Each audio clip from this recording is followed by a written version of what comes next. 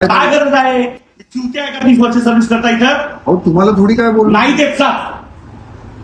नाही म्हणजे पोलिसांचं काम काय असतं? जनतेची सुरक्षा करणे आणि लॉ अँड ऑर्डर मेंटेन ठेवणं हे काम असतं ना, की हे असतं? 4 वेळा त्रास करून आला, किती वेळ पासून? मला लागलंय साहेब, मला नाही चालतंय आणि माझी स्वतःच्या परिस्थिती आहे चुकीत पडलाय तशी. तू. त्यांनी ठोकलाय तुला.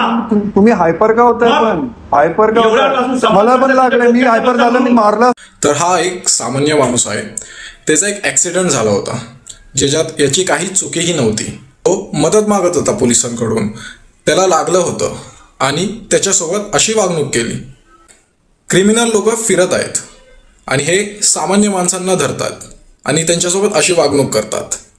अमेरिका नाहीतर दुसऱ्या कुठल्या चांगल्या देशात जर अशी वागणूक केली पोलिसांनी तर त्यांना डायरेक्ट टर्मिनेट करतात नाहीतर सस्पेंड करतात.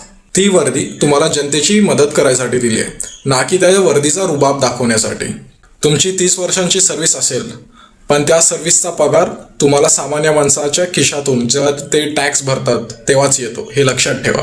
शेवटी एवढंच म्हणणार की सर्व पोलीसवाले असे नसतात, पण असे वागणुकीवर पोलिसांच्या त्यांच्या अगेन्स्ट काहीतरी ॲक्शन व्हायला पाहिजे, नाहीतर सामान्य माणूसच भोगत बसणार.